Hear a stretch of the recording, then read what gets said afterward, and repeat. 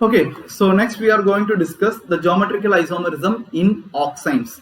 So we have already seen geometrical isomerism in alkenes, how it is happening. We know that it is happening due to restricted rotation around carbon-carbon double bond. And we know that the carbon atom, the sp2 hybridized carbon atom should have two different groups attached to it. If both are same groups means it will not show geometrical isomerism. So similarly, we are next going to see geometrical isomerism in oximes.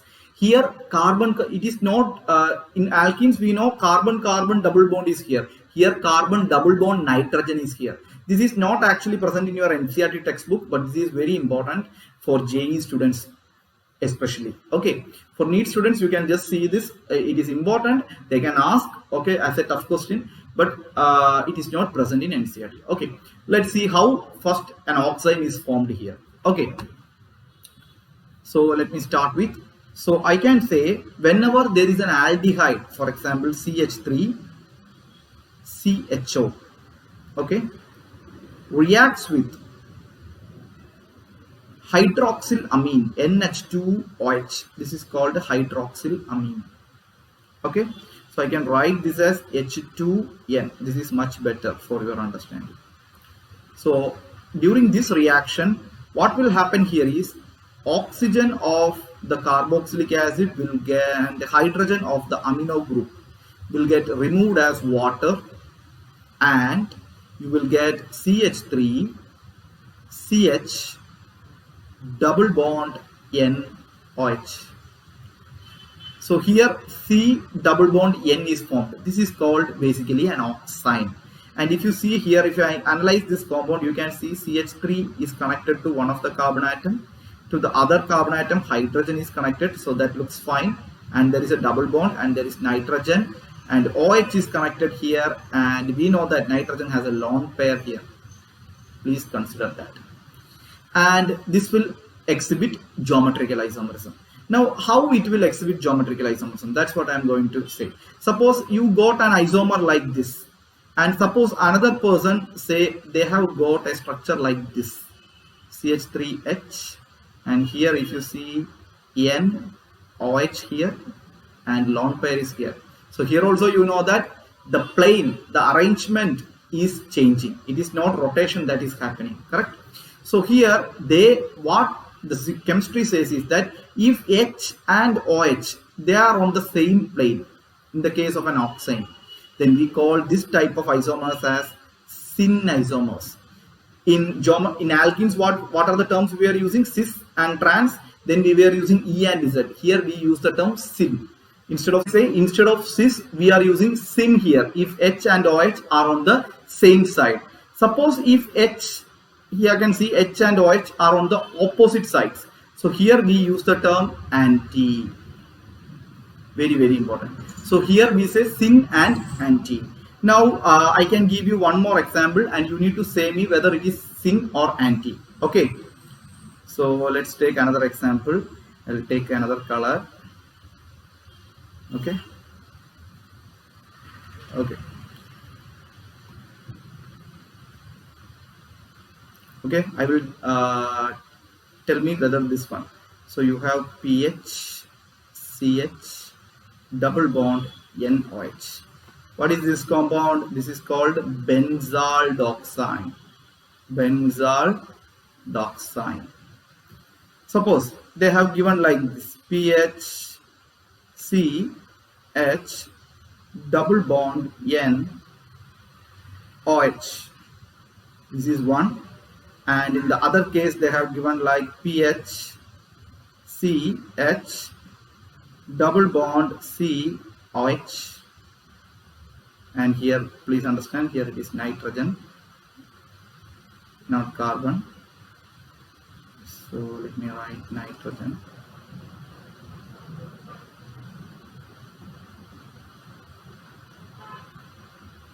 Okay, you have nitrogen here. So lone pair is present here. So if you see here, H and OH here are on the same plane. So this should be what actually? Syn. And here you can see H and OH, they are on the opposite plane. So you can say this as what actually? Anti. So this is basically called the geometrical isomerism in oximes. I hope it is clear for you. Next, we will try to understand what is geometrical isomerism in azo compounds. Okay, so the heading is, you can write down. So the heading, I will write GI. GI stands for geometrical isomerism in azo compounds. AZO, azo compounds. Okay, so azo compounds, how it looks, basically here double bond is formed between two nitrogen atoms. Okay, so this is also not very much important for NEET, but for JEE it is important. Azo compounds, it is there in their syllabus basically. So let's see, NEET students also, just they can listen and understand it easily. So let's see here. So in azo compounds, for example, I may say you have a azo compound something like this, nitrogen connected to another nitrogen through a double bond. It is connected to a phenyl ring. It is also connected to a phenyl ring. In this case, you know that lone pair is present here, and here also you know that a lone pair is present. So if both lone pairs are on the same side, we say such type of azo compounds as zinc isomers. And suppose the same compound in this way, nitrogen, here you have pH connected and here you have another pH connected. Now you know that here lone pair is present and here also lone pair. So that means they are opposite, they are on the opposite plane. So that means this is called anti. So here also we use the term syn and anti in the case of azo compounds as well. Okay, so this is generally called azobenzene. Okay, so this is the denotation in azo compounds. Just you need to understand this, nothing else.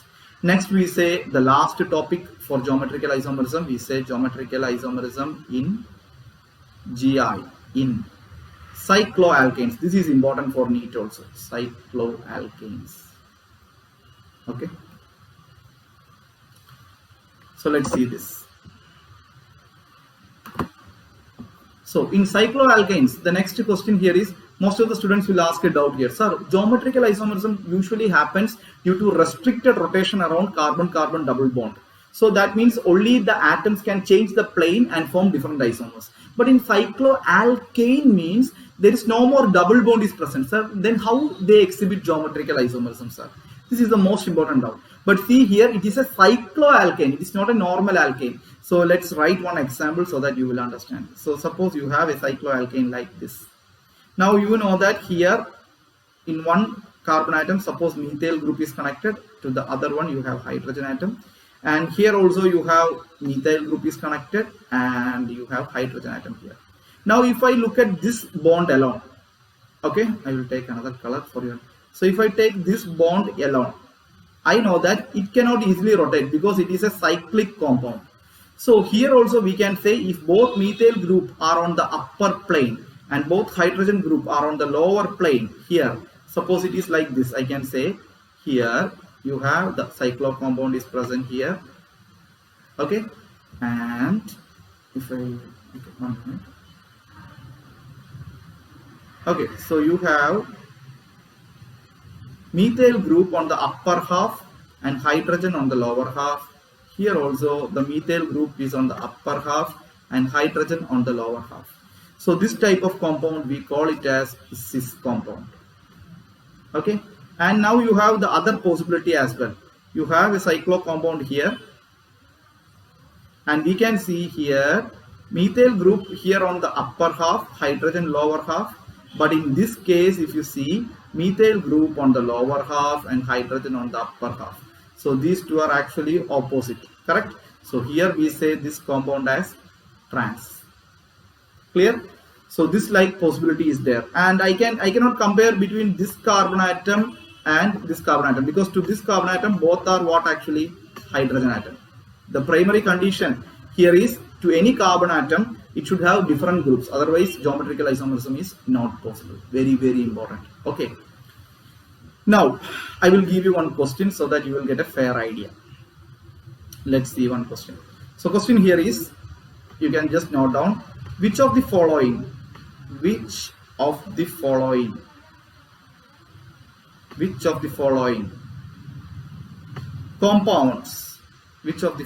compounds given below shows GI. GI means geometrical isomerism. So I will give you the question. Just to think about, you have a cycloalkane given here like this, and you have HCl given like this, and you have HCl given like this. Correct? So you have another compound, second species given here. You have here HCl given like this, and you have another Cl and hydrogen, and you have another Cl and hydrogen here, and third species is given here. If you see here, you have a square box is given, so that is also a cyclic compound, and you can see here both end chlorine being connected, here both end hydrogen being connected, and here both end bromine is being connected. And the last one given here is cyclohexane, and here if you see, one part methane is connected, and here also one methane is connected, methyl group is connected, here also methyl group is connected, and last also methyl group is connected.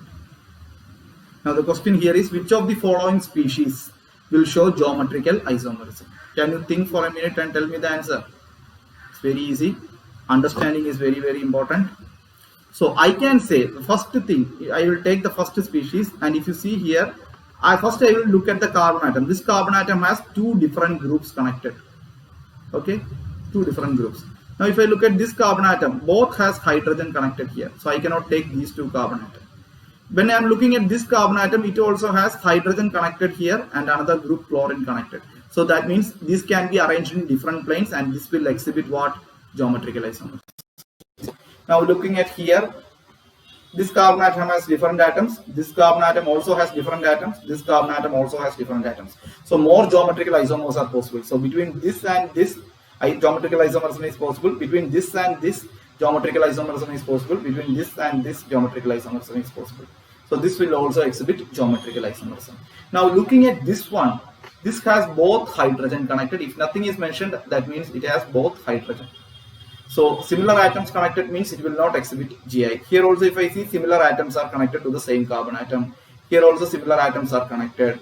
Here also similar atoms are connected. So there is no possibility of GI here.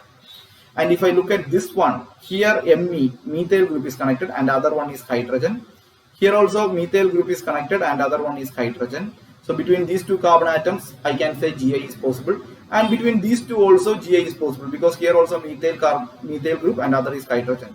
Here also methyl group and other is hydrogen. So between all these, GI is possible. And here both are hydrogen. So this will not involve, this both are hydrogen, this will not involve. So here also this will show GI. So basically speaking, first species will exhibit GI, second species will exhibit GI, and the fourth species will also exhibit GI. Third one will not exhibit GI. So the answer is what actually here?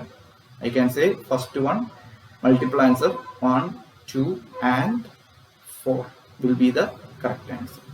I hope you got a fair idea regarding geometrical isomerism. We have went through almost all the compounds, that is in oximes, alkenes, azo compounds, and finally in cycloalkanes. Okay, next is the calculation of number of geometrical isomers in double bonded compounds. Let's see how to calculate it.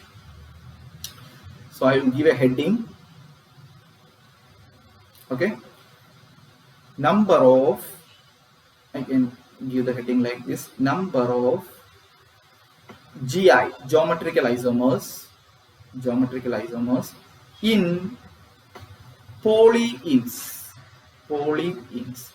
Polyenes means there is not one double bond present, there are multiple double bonds present. In that case, how will you calculate it? That is what we are going to see. Number of GI in polyenes. Let's see. So we will take one by one cases. So case 1. Okay, you have a species like this, R1 with CH, double bond CH. Okay, then again CH, double bond CH. Like that it is continuing. Okay, until you have another CH, double bond CH, and you have an R2 group is connected at the end. So here we can say, if multiple cases I may say. So first condition, if R1 not equal to R2, suppose if R1 is not equal to R2, then I can say the number of geometrical isomers, then number of GI, geometrical isomers, is equal to 2 power n. What is n here? N means n is the number of double bonds. N is the number of double bonds. Now I will give an example so that you will understand. Always examples are helpful actually. So let's try with one example. Okay. So you have an example question like this. Tell me, CH3, okay, then you have CH, double bond CH, then that is connected to CH, another double bond CH, okay, then it is connected to CH, another double bond CH, then it is connected to C2H5. Now the first condition here is I know this is a polyene because this is repeating, correct? So this is repeating like this. Now I know that this is my R1 and this is my R2, and here the condition is followed, R1 is not equal to R2. Now what is the number of geometrical isomers here? I can say the answer is 2 power n, and n is here 1, 2 and 3. 3 double bonds are here, so 2 cube. So the answer is number of geometrical isomers possible here is 8. Clear? Now let's see the next condition. I will take the other color again. So what is the condition 2 here? R1 can become equal to R2. Okay, so next we are going to discuss the second case where R1 is equal to R2. So that's very important. So we will say case 2. Okay. So case 2, that is the second condition where if R1 is equal to R2. So if R1 is equal to R2, then there are two possibilities are there. So I can say if R1 is equal to R2, then the number of geometrical isomers, then the number of GI, geometrical isomers, is equal to 2 power n minus 1 plus 2 power p minus 1. Very important, what is n and p here. So here please understand p is related to n as p is equal to n by 2, and what is n here again? The number of double bonds. Okay, n is the number of double bonds. So please first analyze whether R1 is equal to R2 or not equal to R2. Very important. And we can say here P is equal to, I told you, right, two possibilities are there. So P is equal to n by 2. This formula is applied if n is even, that is even number of double bonds are present. And P can have another value that is equal to n plus 1 by 2. When this will be used if then n is an odd number. N is an odd number or odd number of double bonds are present. This is very important. Now let's understand this also with one example so that you will get a fair idea. Okay, so let me take one color. Okay, so you have a question like this. I will give you one question, then with that we will try to understand. So you have CH3, okay, example CH3, then you have CH, double bond CH, okay, then you have CH, double bond CH, okay, then you have CH, double bond CH, and again CH3 is connected. Now on comparing, I understood R1 this one and R2 is this one. So here R1 is equal to R2. Okay, now what we need to do, count the number of double bonds. So here 1, 2, 3, that means n is equal to 3. So that means n is an odd number, correct? So n is odd means what is the p value should be? The p value should be what actually? N plus 1 by 2. So that means 3 plus 1 by 2, that is equal to 4 by 2, and that is equal to 2. Now tell me, what is the number of geometrical isomers? Number of GI, geometrical isomers, is equal to 2 power n minus 1 plus 2 power p minus 1. So n minus 1, we know 2 power, what is the n value? 3 minus 1 plus 2 power p value also we have calculated, that is 2 minus 1. So what is the value it will be coming? 2 power 3 minus 1 is 2 square, that is 4, plus we know that 2 minus 1 is 1, so 2 power 1 is 2, so answer will be 6. Now you can check whether you are getting this answer or not, but please ensure that if R1 is equal to R2, count the number of double bonds. If n is an even number, then P is just n by 2. If it is odd number, that is n plus 1 by 2. Okay, so I hope we have just completed almost all areas in geometrical isomerism. Some more exceptions are there, spiral compounds, some things are there that I will take at the end of the day during revisions and those time.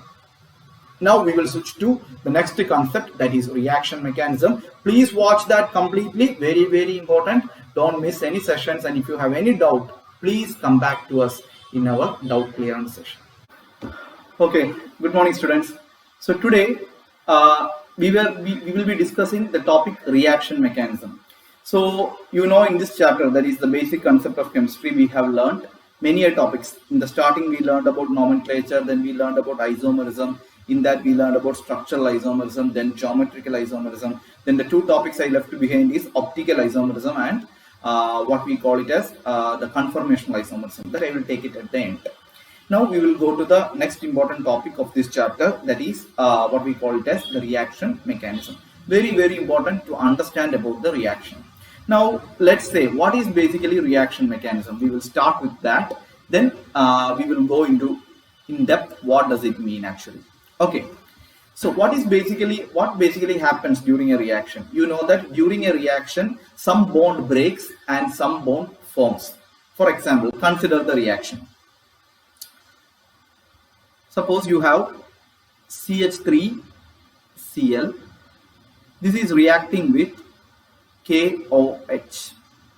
Okay, now listen here. So if you see this reaction, you know that there is a carbon chlorine bond is here. If you expand CH3Cl, you can see here one hydrogen here, another hydrogen here, another hydrogen here, and you have a chlorine here. Now if you see potassium hydroxide, what is happening? There is potassium and OH is there. Correct. Now you know that whenever there is a compound is there is both polar as well as non-polar bonds are there. How will you determine whether a bond is polar or non-polar? Please understand here, if the bond is formed between two elements that have sufficient electronegativity difference, then we say such a bond is a polar bond. For example, I can say CCl bond. You know, carbon and chlorine. Chlorine is highly electronegative. So I can say CCl bond is polar bond. Polar bond. Because between carbon and chlorine there is sufficient electronegativity. Now, but if you consider carbon hydrogen bond, I say this is a non-polar bond. Okay, this is a non-polar bond.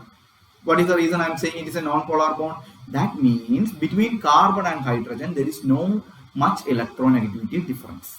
Okay, now we will say, what is the advantage of being a polar bond? The advantage of being a polar bond is, what do you mean by polar bond? That means if the bond is broken, for example, I am taking CCl. For example, now if you see here how the CH3Cl bond is breaking. So I can say that, okay, now if you see here the CCl bond, as I told, CCl bond. Here, if you see, this is a polar bond. That means chlorine is more electronegative. Chlorine is more electronegative than carbon. So this will attract the electron towards its direction. So because of this, carbon will become a positive charge and chlorine will acquire a negative charge. And you know that a positive and negative charge separated by some distance. So that means there is a dipole moment is there. And if this bond is broken, so what will happen here? Carbon will acquire partial positive charge and chlorine will acquire partial negative charge. So this type of fission that result in anions, and cations.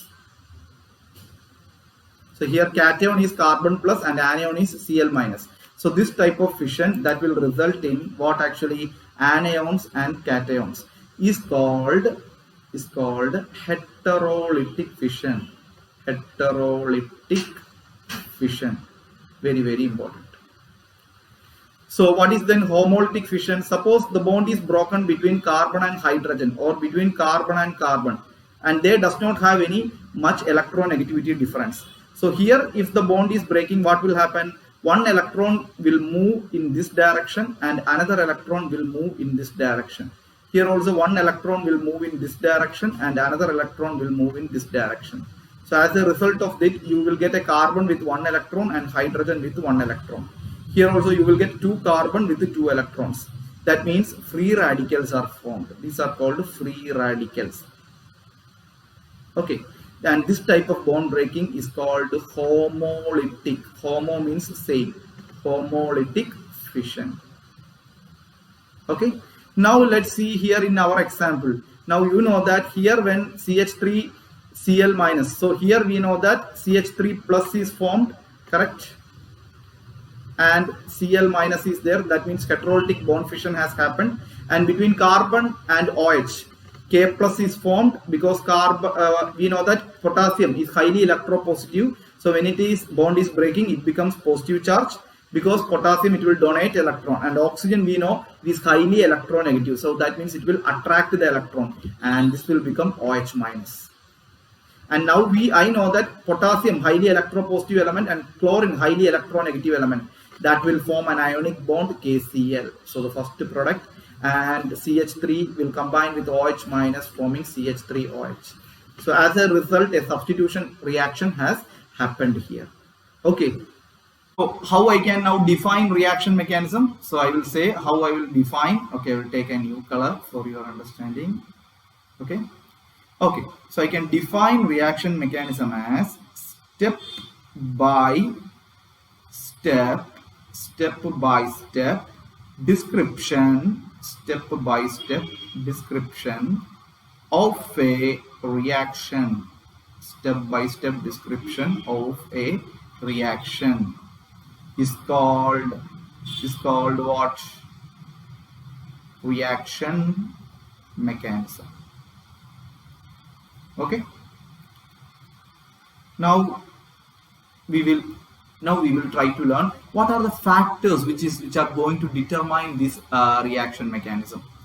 No, so or we will say concepts to understand reaction mechanism. So the next heading you can write here is the concepts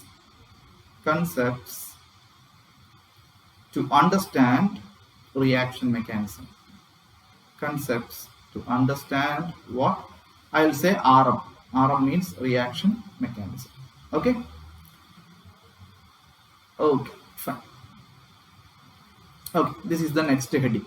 Okay, now I will say basically there are three main factors or concepts you should understand to understand about a reaction mechanism. The first one being the electronic transfer of electrons. So please note down that the first one is what actually? Electronic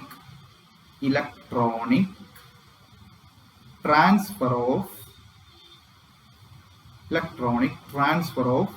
electrons. Now you will ask me, sir, what do you mean by electronic transfer of electrons? I may say in the previous example what I have explained there, you might have seen, since chlorine is being highly electronegative, electrons have moved towards chlorine, correct? So that means there is a movement of electrons happened here. So I can say in actual reaction mechanism there are certain effects that will determine how the electrons are moving. So that is the first consideration we need to give here is electronic transfer of electrons. How the electrons are transferring in a bond. What are the factors you need to understand to predict about this movement of electron? That is called the first one, that is the electronic transfer of electron. Now the next factor here is what I can say is the nature of reagents. So the next important factor here is nature of reagents. This is very important. Now what reagents will do? Reagents will influence this substrate or the reactant to undergo or to move the electrons or to break the bond in a particular way. So what are those reagents? What are the importance of reagents? That is the next step you should understand to predict the mechanism of a particular reaction. Now there is one more thing is there, that is the type of reaction. I cannot say every compound will undergo the same type of reaction. Each compound will undergo different types of reaction based on the type of the substrate. So I can say third factor here is what actually? The type of reaction. Type of reaction. Okay. Now we will go in detail what do you mean by electronic transfer of electrons. Okay. Okay, so just now we have learned about what are the different concepts to understand reaction mechanism, and I told the first factor being the electronic transfer of electrons, and electronic transfer of electron means the movement of electrons basically in a bond actually. Okay, this movement can be due to different factors, and that is what we are going to see right now. So I can say majorly, so the first or you can give the first subheading. Okay, so I will use another color and give you your first subheading, that is electronic transfer of electrons. Electronic transfer of electrons. Now listen here. Now we are going to see what are those effects which will result in electronic movement or transfer of electrons. So let me say the first one. I can say the first one coming over here is called inductive effect. What is it? You can one more time you can pronounce it, inductive effect. Okay. Now the next one we need to learn here is, I will write, just see, electromeric effect. Electromeric effect. Now the third one we are going to see, the most important one, that is resonance. Resonance effect. Do you know there is another term for resonance that is called mesomeric effect also? So you can write it in bracket. This is also called mesomeric effect. Mesomeric effect. Okay. So there is one more is there, that the fourth one here is hyperconjugation. Hyperconjugation. Hyperconjugation effect. Now listen here. This is the most important pivotal part of this chapter. As I told, these are the four effects that will result in the movement of electrons in a particular bond, and hence that will result in breaking of the bond or will result in the formation of a particular product like that. Now, to understand more about this, or to know more about this, I will give you one example that will help you to understand why these effects are more important. So to illustrate that, I will take the example of alkyl halides. Okay, so just I will give the subheading as illustration. Okay, illustration. Okay, so let's see the illustration now. Okay, what are alkyl halides? Basically, you know that you have an alkane, for example C2H6. What is this compound? This is my ethane, correct? How it will become an alkyl halide? If I remove one hydrogen, from here, okay, so if I am going to replace one hydrogen from here, that is one hydrogen is removed, this will become C2H5. This is called ethyl. Okay, this we might have learned already. From alkane, if we remove one hydrogen, it will become alkyl. So similarly, from ethane, I removed one hydrogen, it becomes ethyl. Now, how it becomes alkyl halide? Now introduce one halogen, for example chlorine. So this will become C2H5 Cl. So now this is called ethyl halide or ethyl chloride. Okay. Now to predict the type of reactions in ethyl chloride, we use the effects that we have explained just above.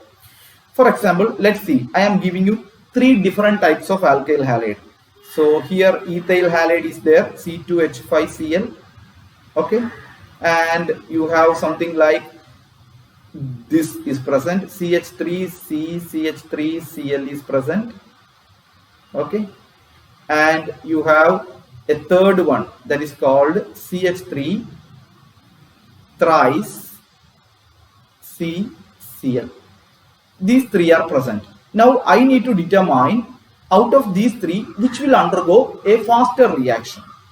Now for that I should understand what is the type of reaction these species are undergoing. And I know that whenever I draw the first compound, for example, you can see here, I am taking ethyl, so CH3, CH2, Cl. If I see this, I know that CCl bond is polar here. So this will undergo breakage. So what will happen here? For example, if it is reacting with an alcohol, let me say an alcohol is the other reactant. Now I know that CH3, CH2, Cl is present. So between C and Cl, it is a polar bond. That means the bond will break very fast.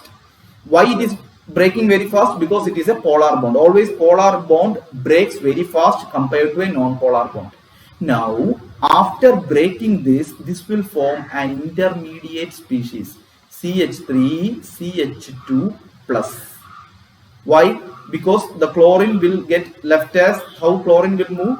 Chlorine will be moving as Cl minus, because chlorine has high tendency to attain 1 electron and become stable. Correct?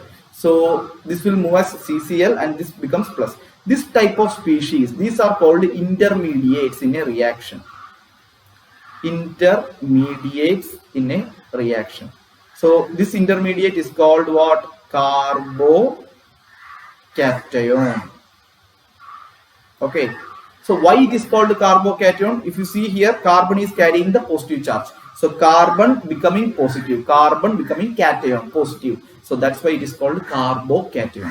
Now the question here is, once it becomes positive charge, whenever a species becomes positive or negative charge, it becomes unstable. Why? Because it always has a tendency to attract other species or other charged species. Now the question here is, how much this species is stable. If this species is stable or somewhat stable, I know this is unstable because it is charged, but on comparison, for example, in this case, second one, I will take everything, then it will become easy for you to compare. In the second one, you have CH3, Cl. Now this bond also undergoes breakage. So what will be formed here? CH3, C, CH3, and this is carrying positive charge. So this is another carbocation. And the third one also I can take now. Now if the third one is undergoing breakage, what will happen? CH3, C, CH3, and you have another CH3 here, and chlorine is here. Now you know that here also the most polar bond is this one, so this will undergo breakage, and you have CH3, C, CH3, and here CH3. This is plus. And I know that all these 3 are carbocations. Now think about one reaction medium where all these 3 carbocations are present. Now the question here is the nucleophile, or I can say when the this plus charge will be attacked by which species? I know that this will be attacked by one negatively charged species. For example, here I have taken alcohol. Okay, so let me say here I have taken something like an alcohol. So alcohol, ROH, on breaking it will form R plus and OH minus. I now know that this OH minus is a negatively charged species. Such a type of negatively charged species, we call it as either a nucleophile. If carbon is carrying the negative charge, we call them as carb anion. Here oxygen is carrying the negative charge, so we call this type of species as nucleophile. So nucleophile, from the term itself you will understand, nucleo means nucleus, phile means loving. So nucleus loving. So nucleus has what charge? Positive charge. So this OH minus will be positive loving. So in this case, you know that carbon is having positive charge here. Now the question here is, this nucleophile can attack either this guy, correct, or it can attack this guy, correct, this carbocation, or it can attack the third one. Now whom it will attack? I can say based on that you will get the product in the our reaction medium. To say about whom it will attack, I need to know that out of these three, this one or this one or this one, which one is more stable. So why I am looking for stability? Because if that out of these three, which one is more stable, that will stay in the reaction medium. Otherwise, if it is unstable, it will get die out. Okay, or I can say those carbocations which are stable only will be formed in the reaction medium. Otherwise, it will not even break that CCl bond. Understood? So to predict the stability of this carbocation, how I can predict? This is the next question. For this particular purpose, to predict the stability of these carbocations, carbanions, there are other species are like free radicals, and for all these purposes, we need the understanding of these four effects, that is inductive effect, electromeric effect, resonance effect, and hyperconjugation. This is very important. If you understand these effects, you can easily predict out of those three who is more stable. Then I can say third one is more stable, that will stay in the reaction medium and that will be getting attacked by OH minus. Understood the use case? Then only you will be knowing it. Otherwise, if I just teach you this effect, then you will say, sir, why we need to learn this effect? So for that purpose, I am teaching you that. Okay, now there are some more questions are there. Many students will say, sir, out of these four, which effect I need to consider? Sir, if suppose both effects are applicable in that case, which one I should give more priority? All these questions will come into next, you will get a doubt. Please understand the most important effect or the first priority you need to give here is, I will give the number one here, that is the resonance effect is the first priority you need to give. If the resonance effect is present, that should be given higher priority. Along with the resonance, if there is hyperconjugation is also present, then that should be given the next priority. So first resonance, then hyperconjugation, then comes only the inductive effect, third one. Electromeric effect is a temporary effect that will not determine the stability of a species. I will explain that. It will come outside that. Okay. So the first priority is resonance, then hyperconjugation, then inductive effect. Okay. Now, which one do we need to learn first? Whether inductive, resonance, or hyperconjugation? We will go little bit in the opposite way. First, we will learn inductive effect. That is a mild effect or very smooth effect. I can say all these terms. Okay. So we will learn in detail inductive effect. Okay. Okay. So just we will start with inductive effect. What is basically inductive effect, and what are the various groups under inductive effects, and how the inductive effect is classified. All these things I will explain you. Before that, I will start explaining what is basically inductive effect. Okay. So I can say, I can write using one color. Okay. So I can say it like this actually. To attract or to repel electrons of a covalent bond. Please listen to the terms. To attract or to repel electrons of a covalent bond is called as inductive effect.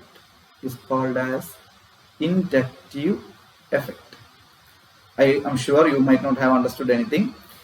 So just to read that term, to attract or to repel electrons of a covalent bond is called as inductive effect. So let's see, take one example and we will try to understand more. Okay.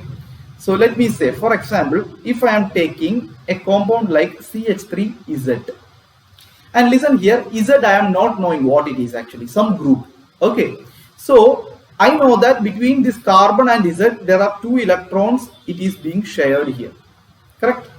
Now you can assume here Z can, what the Z can do? Z can either attract the electrons. So one option is Z can attract electrons. Now you can think why the Z should attract electron. If it is highly electronegative, it will attract electrons. Suppose you think Z as highly electropositive. What do you mean by electropositive? The tendency to lose electron, or that means repelling electrons. So it can either attract electron or it can even repel electron, correct? So Z has a tendency either to attract electron or to repel electron. So now we will say when it will attract electron. I can say if Z is more electronegative than whom, with whom the Z has shared the bond, more electronegative than whom, with the carbon. So I can say if Z is more electronegative than carbon, then Z will, what it will do, then Z will attract electrons, correct? So let's see that how it is attracting the electron. Let's see that. Okay, now I can draw that CH3 here, okay, and Z is here. Now the 2 electrons are here. Now Z is more electronegative. What it will do, it will push the electron towards this direction. As a result of that, CH3 is that the 2 electrons will lie near to whom? Near to Z. In this case you can see that if the bond is breaking, what will happen? This will become CH3 plus, and Z will become, why? Because Z has gaining 1 electron, because electron is shifted towards Z. This is becoming Z negative. In this case, we say Z is what sort of group? We can classify the inductive effect as plus I effect and minus I effect. So I can write here, okay, inductive effect, okay, is classified into 2. One is called plus I effect and other is called minus I effect. Now if the Z is electronegative, then Z is called what group? I can say it is a minus I group. If the electrons are attracted, we say we can say Z as a minus I group. So minus I effect is given by whom? Minus I groups. And plus I effect is given by whom? It is given by plus I groups. So now you might have understood all the groups or all the all the atoms in the chemistry, we classify that as plus I group and minus I group. The minus I group, what it will do, it will attract the electrons, and plus I group, what it will do, it will repel the electrons. So we will just write the second case here. If Z is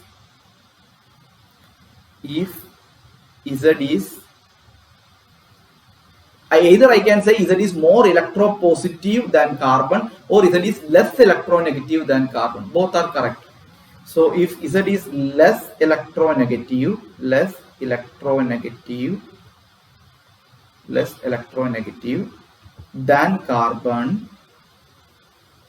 carbon, then what we say? Then Z is a plus I group. Z is a plus I group, and what it will do, and it will repel electrons, correct? For example, if you take sodium atom and all, what is its tendency? Either to lose electron or gain electron. It has a tendency to lose electron to attain stability. Now if you see here in this case, CH3 is that if Z is less electronegative than carbon, Z is less electronegative than carbon means these electrons, what will happen to these electrons?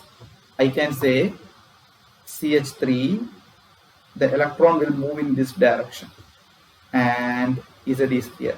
So when this bond is broken, this will become, Z will become what? Positive charge, because it is repelling electrons. So this becomes positive charge and this will become negative charge. In this case, Z is called what group? It is called a plus I group. Correct? And in the above case, what we say here, what we will call the Z as, here Z is a minus I group. Okay. So now you might have understood what is this pushing and repelling effect. So inductive effect means either that particular group will push the electron towards its side, then it is called minus I group, or it will repel the electrons away from it, then it is called a plus I group. Understood? So this effect, either to attract or to repel electrons by particular atoms is called as inductive effect basically. Now how effect will determine the stability, that is what next we are going to discuss. Okay, so you might have noted down these things. Now before I go into that, let me classify the existing elements as which are plus I groups and which are minus I groups, and its priority is very, very important. Okay, so let's start with minus I group. Okay, so I will say I will start with minus I group. Very important for exam. I'll put it in bracket, important. Okay, so let's see that. So if you say minus I group, the order is minus O R 2 plus. This is greater than minus N R 3 plus, greater than nitro group NO2. Okay, and this being greater than cyanide group. Okay, then this is greater than C double bond OH, carboxylic acid group. Then I can come to here, then I can say this is greater than aldehyde group CHO, and this is further greater than COR. Okay, then comes fluorine, then comes chlorine, then comes bromine, then comes iodine. Correct? Then comes OH, and then comes NH2. Okay, then comes ANHR, then comes NR2, and last comes C6H5. So you should learn this priority, very, very important, and I will tell how it is very important, then you will understand. Okay, now for example, I am giving you to understand this, I am giving you an example. In the earlier example, you can see here CH3F I am connecting. This is a carbocation, and I am giving you CH3Cl. Okay, this is also another carbocation, and this is the last one, CH3Br. Okay, all these are carbocation. Now I need to apply my inductive effect and explain out of these three, which one is more stable. Okay, how I can do this? Listen here. I will take here. So see, all are CH3 plus, but along with that, one is having fluorine atom, another is having chlorine atom, and another is having bromine atom. So let's see that. Okay. Now, if I look into my priority table, I know that which is having more minus I effect. More minus I effect means that will attract the electron very fast. So let's draw the first one, CH3 plus. So you have CH3 plus with the fluorine is connected here. I know that fluorine has higher electron. If you look at this order, you can see here fluorine, chlorine, bromine, iodine. That means who is having greater minus I effect? Fluorine is having greater minus I effect. Correct? So if you see here, fluorine is having greater minus I effect, then chlorine, then bromine. So what does that mean? It is having greater minus I effect means it will attract the electron in a faster way. I mean in a much better way. So if the electrons are moving in this direction, attracting in this direction, means what will happen to the carbon's positive charge? You know that electrons or negative charge moves in this direction, means positive charge over here will increase, correct? So I can say the magnitude of positive charge is increasing here. Now comparing with the CH3Cl, I know that chlorine is also having minus I effect, but the minus I effect of chlorine is very less compared to the fluorine. So what will happen here? Also electron will move in this direction, but the magnitude of the positive charge here is less compared to that of fluorine. Why? Because fluorine is taking the electrons very fast, thereby positive charge of the carbon keep on increasing, but in the case of chlorine it is less increasing compared to fluorine. Now in the case of bromine, CH3Br, what is happening? Here also electrons are moving in this direction, but bromine is having much less inductive effect, minus I effect, compared to chlorine. So this is also having positive charge, but it has a magnitude. So this has a magnitude much lesser than CH3Cl.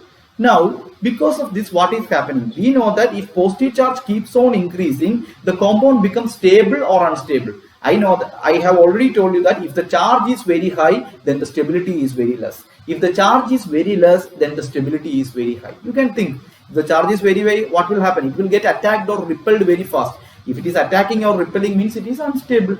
Stable means what? Not reacting, correct? So I can say here this compound is more unstable.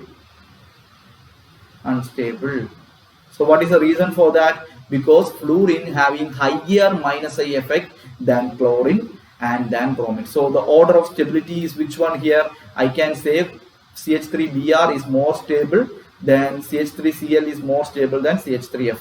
So this is the order of stability. Understood? So how I am able to explain this order of stability? Because I know the minus I effect. I know that bromine is having lesser minus I effect, and chlorine is having much lesser minus I effect than fluorine. So fluorine is having the maximum minus I effect, so it will attract the electron very fast, and because of this, the positive charge on the carbon keeps on increasing. The same thing may reverse sometimes. For example, if I am taking a carbanion, let me explain you that. I will take another color for that. Okay, suppose the same thing, but the only difference here is I am taking CH3F, but here the carbon is having negative charge, thing like that. I am taking a carbanion for you.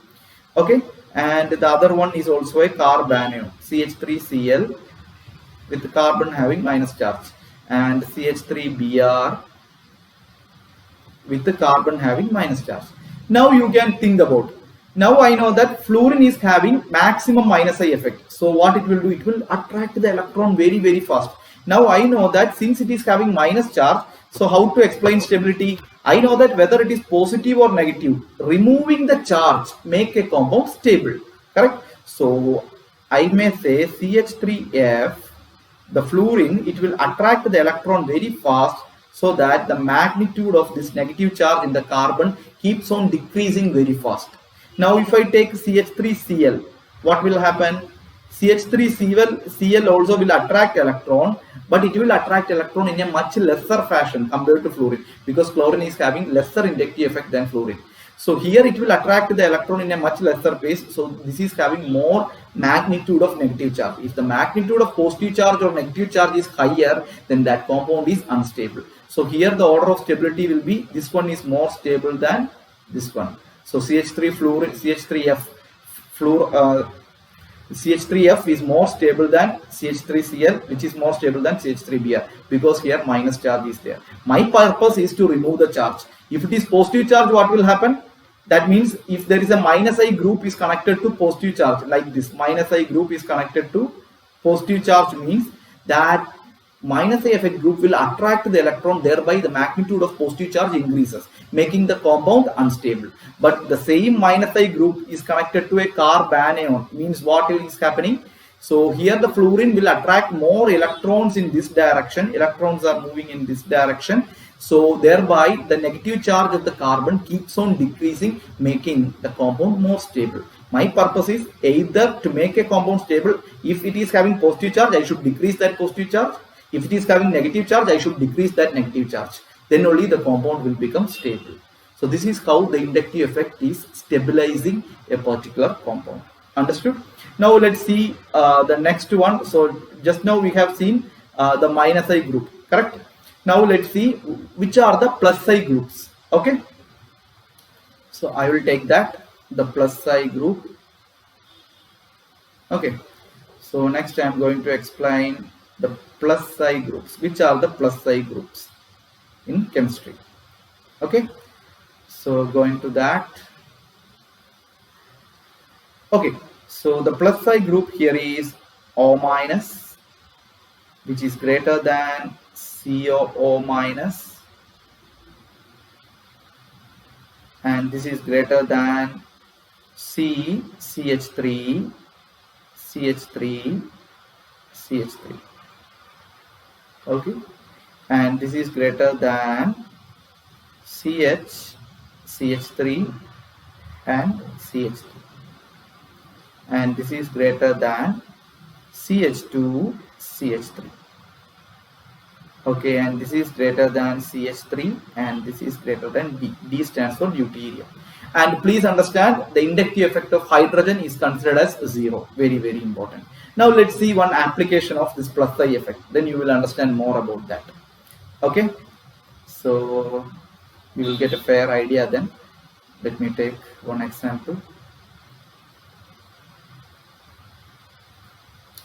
Okay, suppose you have a compound like this. Consider like this: CH3C plus charge, CH3 and CH3, and another carbocation given like this: CH3, CH, CH3 with the positive charge, and you have last one CH3, CH2 plus. Now can you tell me, out of these three, which one is more stable? I know that in the first species, that is in this species, what is happening? There are 3 CH3 group is present near to this positive charge, and I know that more the number of CH3 group, more it will repel the electrons. So plus I group means it will repel the electrons. So all these electrons are coming downward. Here also it is, here also it is coming towards the central carbon. So electrons are having negative charge, and that negative charge will get neutralized with the positive charge of the central carbon, and this will get neutralized very fast, thereby making the compound more stable. But here if I see only 2 CH3 group is pushing the electron towards the central positive carbon, so that means this will also become stable, but not like the first one. And in the last one there is only 1 CH3 group helping, pushing the electron towards the central carbon. So I know that more the number of CH3 groups, more the compound will become stable in the case of carbocation. That means CH3 group is pushing the electron towards the plus carbon atom. Why? Because CH3 group is having plus I effect, or it will repel the electrons. Okay, so my order of stability is this one is more stable than this one. So this is called what actually? 3-degree carbocation. Carbocation. And what is this one? This is a 2-degree carbocation. Okay. Why it is called a 2-degree? I will explain that. This is a 1-degree carbocation. Okay. Now in this one, first one, if you see, the central positive carbon atom is connected to 3 other carbon atoms. That's why it is called a 3-degree tertiary carbocation. In the next one, if you see, the central positive carbon atom is connected to 2 other carbon atoms. In this case, we say it is a 2-degree carbon atom. In the last one, the central positive carbon atom is connected to only 1 carbon atom. So this is first one, this is second one, and this is the third one. So the stability order is 1 greater than 2 greater than 3. So hope you might have understood. The same thing can happen now in a different way. For example, if I am taking carbanium, I will take that example, then you will understand a clear idea. Suppose if it is like this, CH3, C with minus charge, this is CH3, and this is CH3. Next one, you have CH3, CH, and with minus charge, and you have another CH3. And in the last one, CH3, CH2 minus is there.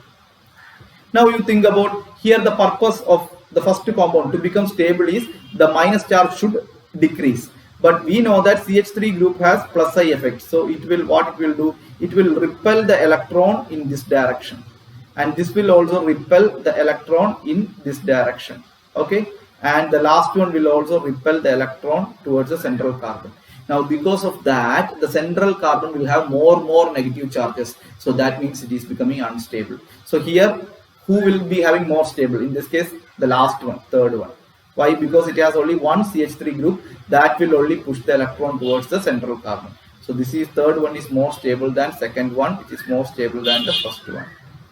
So I can say this is called a carbanion. So comparing the stability of carbanion, always who will be more stable? 1 degree carbanion is more stable than 2 degree carbanion, which is more stable than a 3 degree carbanion.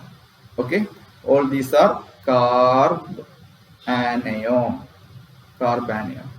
But carbocation, so don't think about all these things, just to think about the positive charge or negative charge, and just check about the group, whether that group will either increase the charge or decrease the charge. If it is positive, means it should decrease the positive charge. If it is negative, means it should decrease the negative charge. Then only the compound will become stable.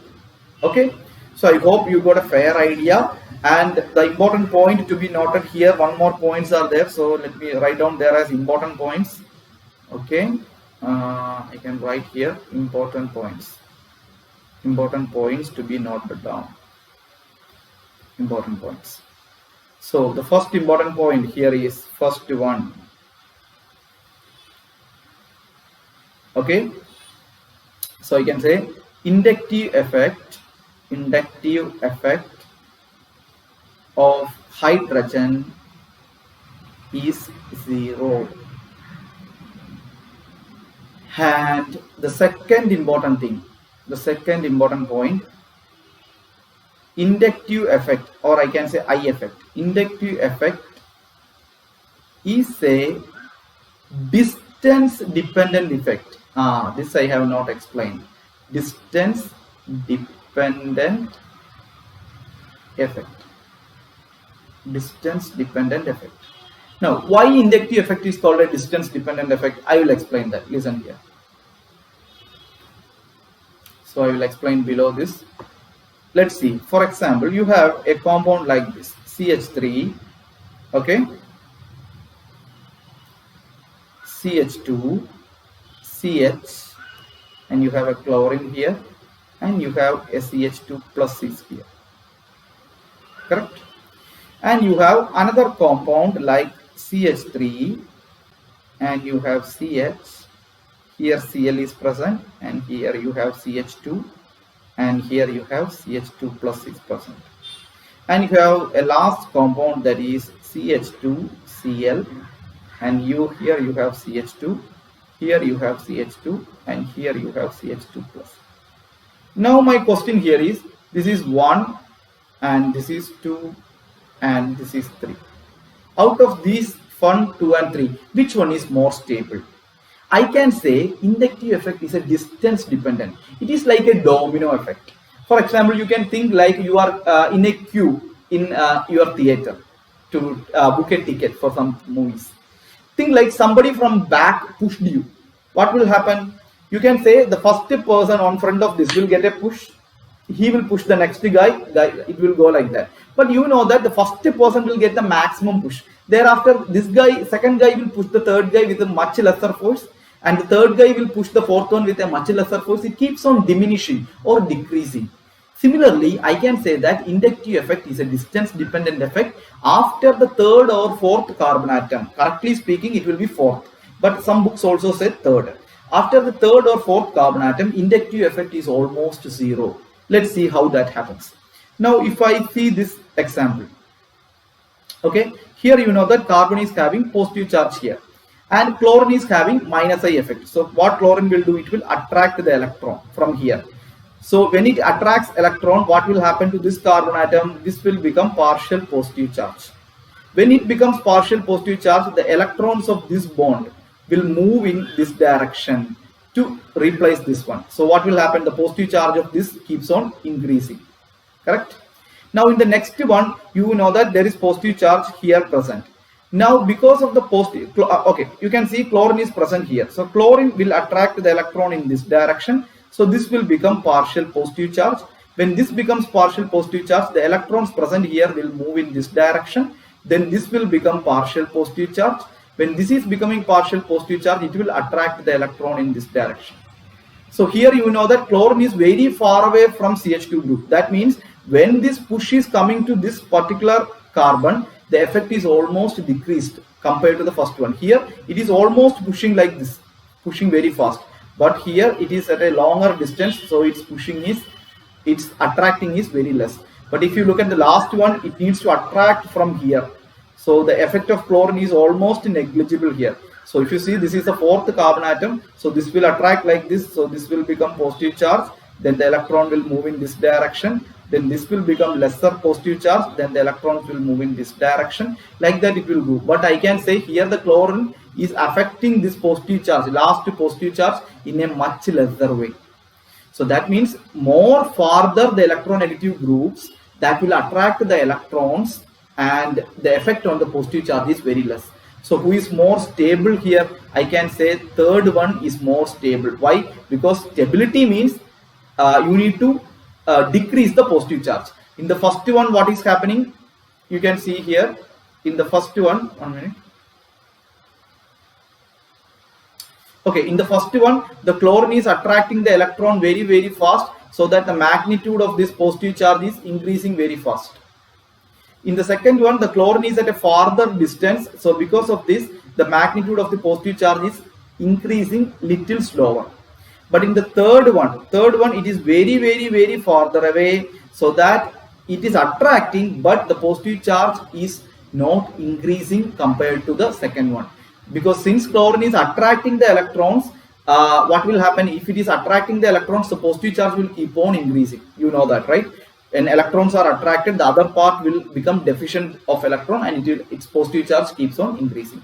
So who is more stable here? So I can say third one is more stable than second one, and this is more stable than first one. So this is the order of stability.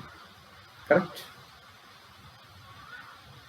Okay, so what is the third important point? So we should write down there. So we write inductive effect is a distance dependent effect, correct? The third important point to be noted down here is inductive effect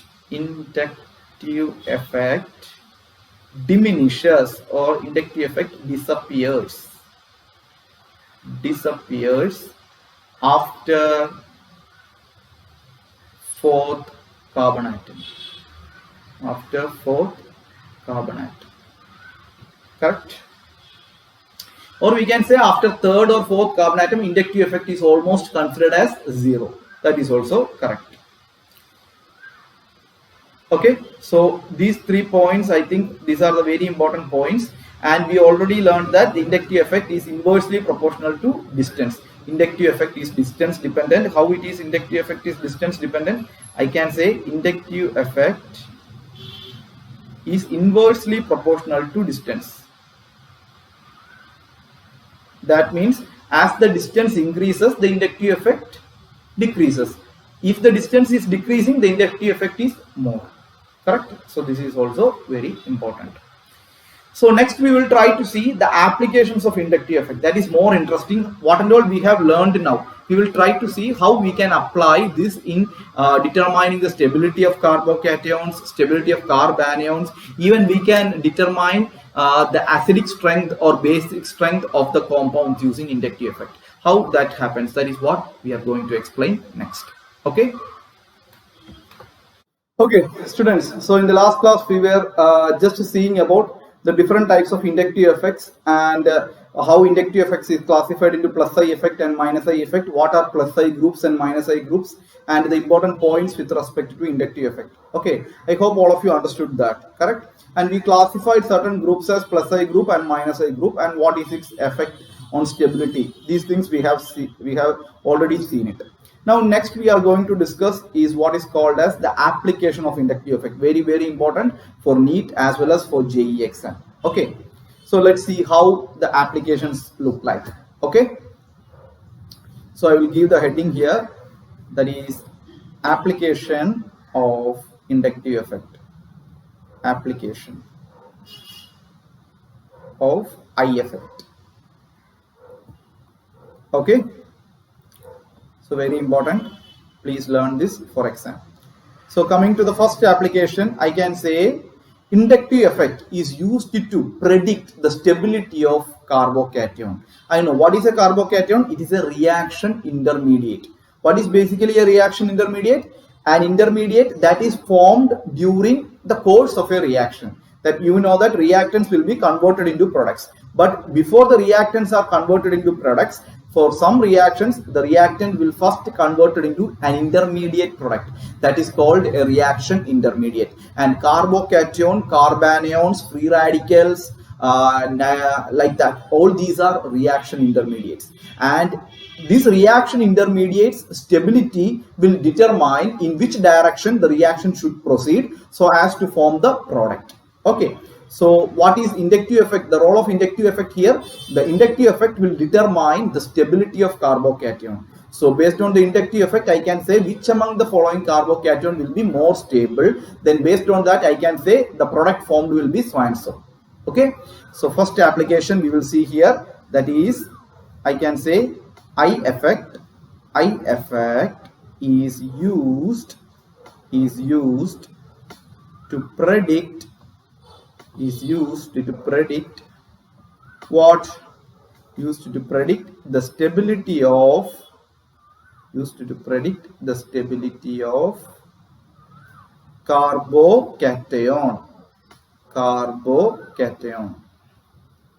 Okay, I have already told what is carbocation. Carbon carrying positive charge is called a carbocation. Okay, now let's see actually with some examples. Then we will summarize it, what the inductive effect is usually doing. Okay, so I will start with an example and you need to tell me the answer. Each of these you can consider it as a question, actually will come for exam. There is a good chance.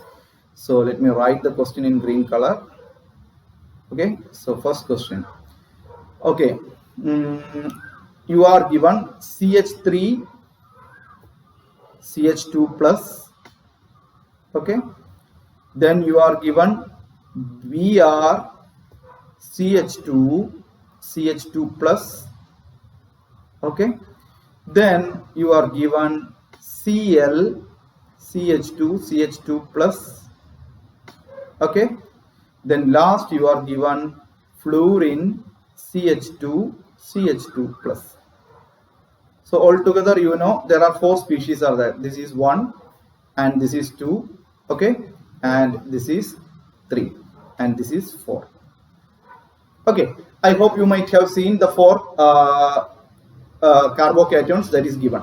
Now you need to say among the 4 carbocations which one is more stable, and you need to write down in the decreasing order of their stability. If you are able to do that, then I hope you understood. Okay, let's see how to do this. Okay, so let's start writing that.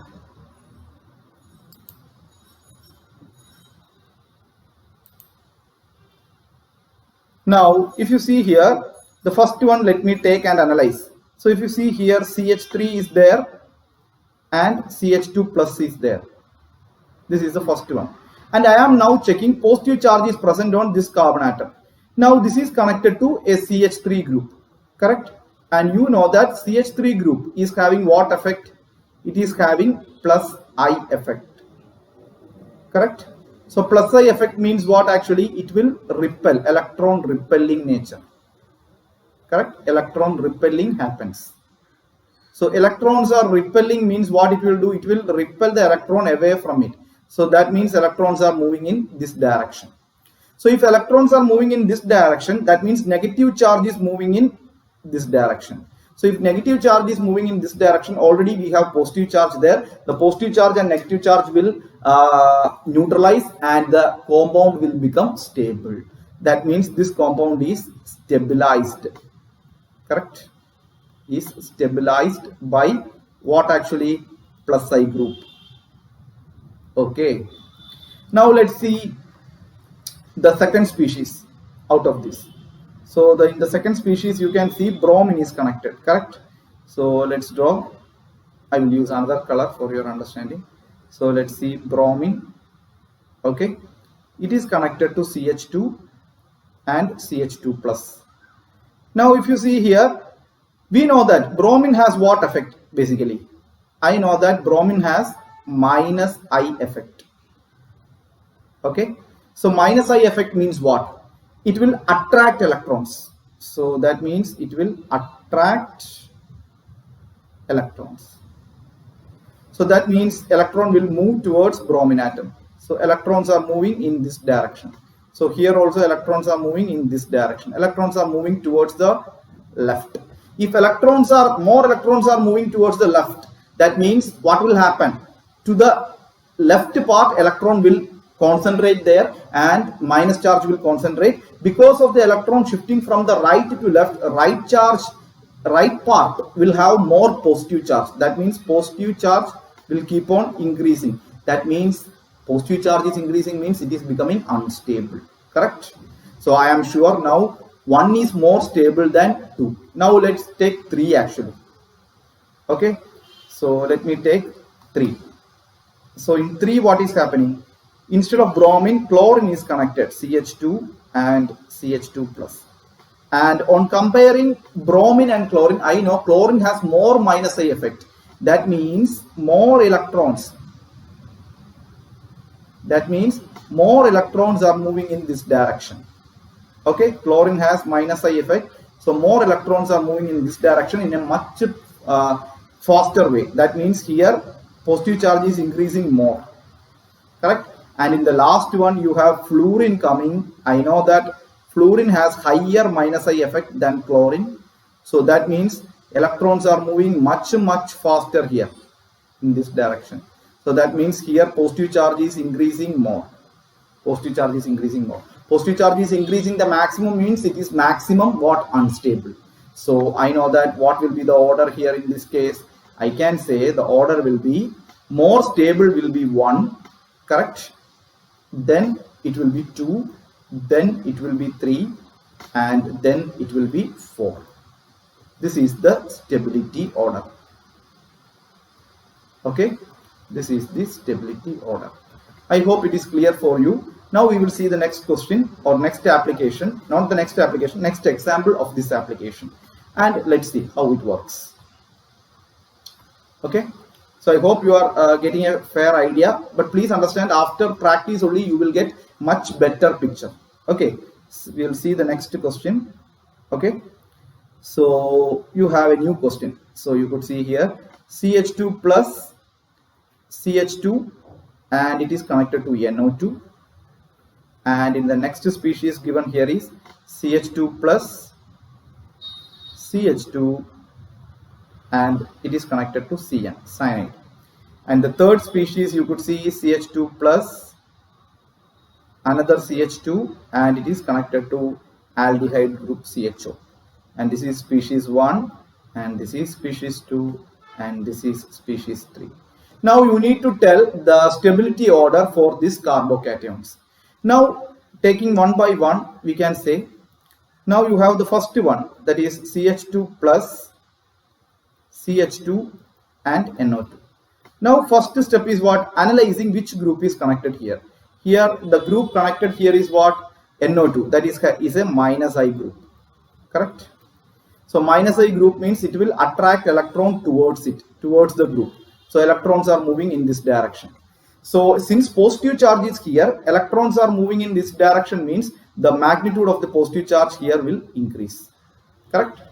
Now if you take the next one, CH2 plus and CH2 and then cyanide. I know that cyanide group is what sort of group is that? It is also minus I group. This is how you need to remember. That's why I told you need to remember the priority order, then only you will be able to compare. So here also electron will move in this direction towards cyanide. So electrons are moving in this direction. So that means the positive charge will keep on increasing here. Now in the last one, CH2 plus, you have CH2 and an aldehyde group is connected. And I know that aldehyde group is a minus I group. Okay. So electrons will move in this direction towards this direction. So positive charge will increase here. Now the question here is, all are minus I groups. In this case, what I should do? So you can compare the various groups. We have already learned the order. Okay, if you remember, you can see here we have learned the order actually for minus I group. Okay, so if you see here, now look at here, you know that nitro group is having higher minus I effect, then comes the cyanide group, and then comes aldehyde group somewhere here. So who will be attracting the electron more? First nitro group, then comes cyanide group, then only aldehyde group. Now let's see here in our question how it looks. Okay, so in our example, you can see here NO2 will attract the electron fast. That means more positive charge will be present here because it is attracting the electron very fast towards the right, so that the left area will be having more magnitude of positive charge. If positive charge magnitude is very high, then it is less stable. Now cyanide group, it will attract electron much lesser compared to NO2 group. So its positive charge magnitude is less compared to the above one. And CHO, it will attract electron much lesser compared to the cyanide group. So I can say this is having more positive charge, this is having much lesser, and this is having very less. So that means very less positive charge means charge is very less, means it is more stable. So I can say here the third one. Okay, we'll go to the question and see. So here who will be the more stable? Then I can say the stability order is equal to what? Can you tell? Third one, because it is having lesser positive charge, then second one, and then comes the first one. Okay, because all these are carbocations. I hope you understood the example. We'll go to the next example and see. Okay, so let's see the next example. Okay, I will write down the question. You need to tell me. So in the next example, if you see, there is another carbocation example is being given, because we are learning this as stability of first application is we can predict the stability of carbocation. So you could see here CH2 plus, then CH, fluorine is connected here. Then you could see another CH2 being connected here, then CH3. Then the next species is CH2 plus, then you have a CH2, then CH, then fluorine is connected, then CH3. And in the last species again CH2 plus is present, then CH2, then also CH2, then comes CH2 with the fluorine. Now can you tell, this is first one, and this is second one, and this is third one. Now can you predict the stability order for this one? Now here if you see, first species I am taking, that is CH2 plus. In that CH, it is connected to fluorine, and then CH2, then CH3. I know that positive charge is connected to a carbon that is connected to fluorine, and fluorine is having what effect? Minus I effect. So what will happen? Electron will be pushing in this towards the fluorine.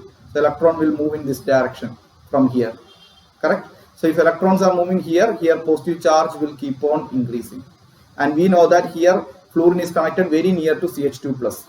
Now in the next one, if you see, there is CH2 plus, then CH2, then CH, then comes fluorine, and then CH3.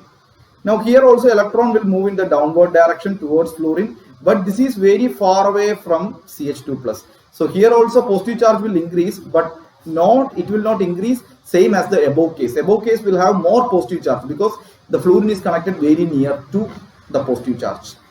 So here it will be increasing little less.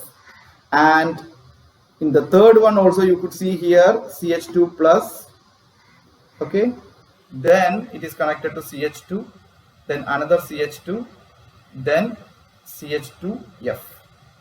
So here also electrons will move in this direction, but it is almost connected to the fourth carbon atom. So here the positive charge increase is very, very less. So now I know that if the positive charge is increasing very high, that is less, that is unstable, very much unstable. So which one is more stable here? Positive charge is increasing very slowly in the third one. So I can say here the stability order is which one? The third one is more stable than second one, and second one is more stable than first one. This is the stability order. And can you tell me what property is used here?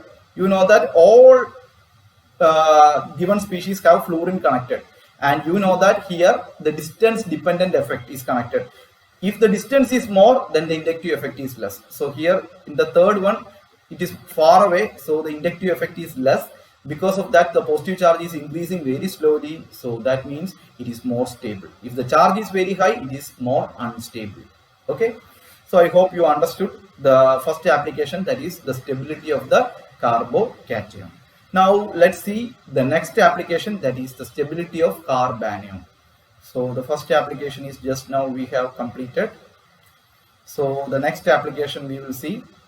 Okay, so the next application, application 2, I can say eye effect is used to predict the stability of what actually? Carbanion.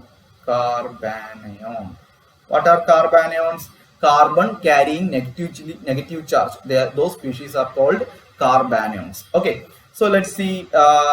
We will learn again this with examples. Okay, so the first question here.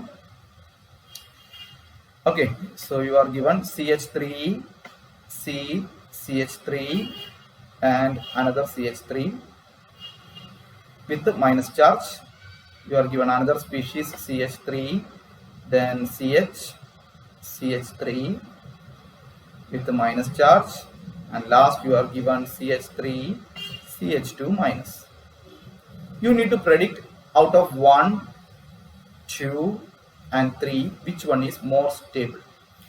Now please listen here. Here what is given here is a carbanion. Okay, so carbanion is given. So let's analyze. So here CH3 is there, and here you can see with minus charge, here another CH3 and here another CH3.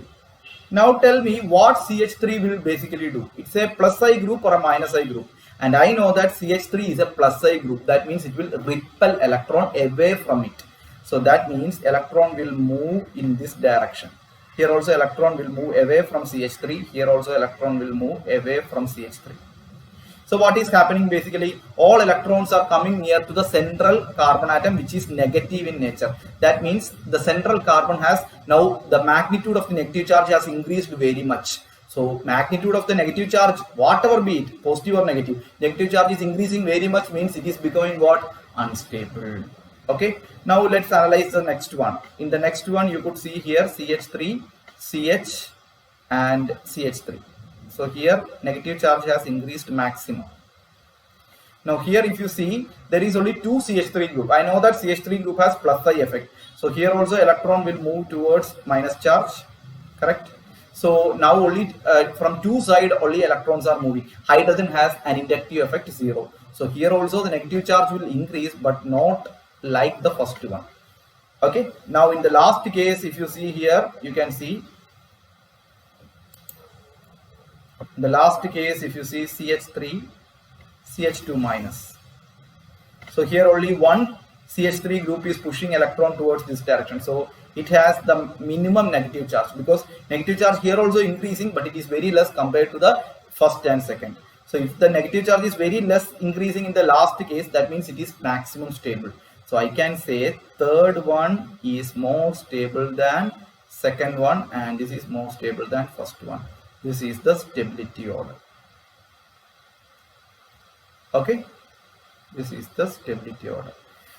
So I hope you got a fair idea regarding this. We will see the next question and try to do it by yourself while seeing the question. You can pause your video and try to see it. Okay, so I'll give you the next question and tell me the stability order here. Okay, so the question here is CH2 minus, CH2 and fluorine, first species given, then CH2 minus, then CH2, then OH. This is the second species, and the last one given here is CH2 minus, okay, then CH2, then NH2, the last species. Now tell me, out of these three, which one is more stable? Now if you compare the three given below, you can see here in one fluorine is connected, in the other one OH is connected, in the last one NH2 is connected. So I need to know among this who is having, I know all of them are having minus I effect, but who is having maximum minus I effect? In this case, I told you need to remember the priority order. That will help you. So if I am going back for your purpose to understand which one is more, so you can see here in the order, fluorine is here, correct? Then NH2 is here, correct? OH is here. So that means fluorine is having maximum minus I effect, then OH, then only NH2. So let's see how to apply this. Okay. Okay, now I will explain the answer. The first one, so I can say is CH2 minus the first one, and CH2, then comes the fluorine. So I know that fluorine is having what effect? Minus I effect. So it will push the electron towards the fluorine. So electrons are pushed the maximum in this direction. So that means minus charge is moving towards this direction. So minus charge is decreasing now from this carbon atom. So minus charge is decreasing means we know that the existing charge is minus. So it is decreasing means it is becoming more stable. So this is becoming more stable. The first one is becoming more stable. Now, so minus charge is decreasing here, maximum decreasing minus charge. Now in the next one, if you see CH2 minus and CH2, then comes OH. I know that OH group is also what sort of group? Minus I group, and this is also pushing the electron in this direction. But I know fluorine will attract the electron maximum compared to the OH. We have seen the priority. So here also minus charge is decreasing but less. So tell me which is having more charge now. I can say second one will have more charge because it is minus charge. Lesser amount of minus charge is now attracted by OH minus. But in the first case, the minus charge that is present in CH2 minus, the extreme left carbon, maximum minus charge is getting removed. Charge is removed means it is becoming more stable. So next one, if you see CH2 minus, okay, then CH2, then connected to this one is NH2, and I know that NH2 has minus I effect, correct? So NH2 has minus I effect, so it will also push the electron towards it, NH2, but it will attract the electron very less compared to OH. So here also the minus charge is not decreasing that much, so very less is only decreasing. So among these, now tell me the carbon atom with the minimum amount of negative charge is which one? First one. So I can say that the stability order is what actually? So the stability order, can anybody tell? Now the stability order is 1 greater than 2 greater than 3, correct? So you might have seen one thing actually from this. So I can say some conclusion like this. Let's see that conclusion. I will take the conclusion in a new color. Some conclusions are always important. So let's see some conclusion. I can say energy is directly proportional to what? Charge. If the charge is very high, then energy is very high. We can think logically, right? If we are charged too much, then our energy is also very high. So energy is proportional to charge, but if energy is very high, do you become stable? No, you will be very active. Stable means you are staying calm and cool. Okay. So energy is proportional to charge, and this is inversely proportional to what? Stability. Correct? Now you see stability of carbocation. First one we have learned. Stability of carbocation, C+. Now tell me when the stability of carbocation will increase. When you connect plus I group or minus I group. I know that C plus positive charge is near. For the C positive charge to decrease, what should be happening? Negative charge should come towards it. That means a group that should repel electron towards the central positive carbon. So who is that who will repel electron? I know that it is plus I groups will repel electrons. So stability of carbocation is directly proportional to plus I group. That means if plus I group is present in a carbocation, then that carbocation will be more stable. Okay. And what will happen to a carbon with positive charge if minus I group is connected? What will happen?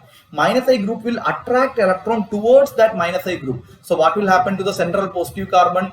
it will become more deficient of electron, and the magnitude of the positive charge keep on increasing. Magnitude of the positive charge increases means energy increases. Energy increases means stability decreases. So that means it is inversely proportional to minus I group. Clear? Now similarly, tell me the stability of carbanion. So carbanion means C minus. Now think and tell me. Now you have C is there. To become stable, this minus charge needs to be removed. So who can attract the minus charge? I know that minus I group. So if minus I group is connected, it will attract the minus charge, and the central carbon will have less minus charge there. Less minus charge means it is more stable. So that means it is directly proportional to minus I group. And what will happen if positive plus I group is connected? It will repel the electron towards the central carbon. So central carbon will become more and more negative. As a result, more negative charge coming means magnitude of the charge has increased, stability decreases. That means it is inversely proportional to plus I group. This conclusion is very, very important. Okay. So this is very important. Let's see some more examples for your familiarization, because this is very important actually. Now let me give you another question. Now suppose you have something like this, CH2 minus. Okay. Now you have CH, into this chlorine is connected, and you have CH2 CH3. Okay. Now you have, this is the first one, and you have second one like this, CH2 minus CH2 CH Cl CH3, and this is the second species, and you have CH2 minus CH2 CH2 CH2 Cl, and this is the third species. Now can you tell me the stability order for this one? So here also you can analyze and do it. I will help you. Okay. So if you see here, all the groups, all the given species have chlorine connected. So I don't want to compare the priority here, but I know that the inductive effect is a distance dependent effect. So here in this first one, if you see, chlorine is connected near to CH2 minus. So we know that chlorine will attract the electron towards it. So electron will be moving in this direction. So it will come very fast because it is connected so close. So that means more electrons will be removed in a much faster time. That means magnitude of the negative charge will decrease very fast. So that means this is more stable. Now here this electron will be again attracted towards the chlorine, but electrons needs to travel a huge distance. So that means here the negative charge will decrease, but at a much lesser pace, or the magnitude of the negative charge decreases in a lesser way.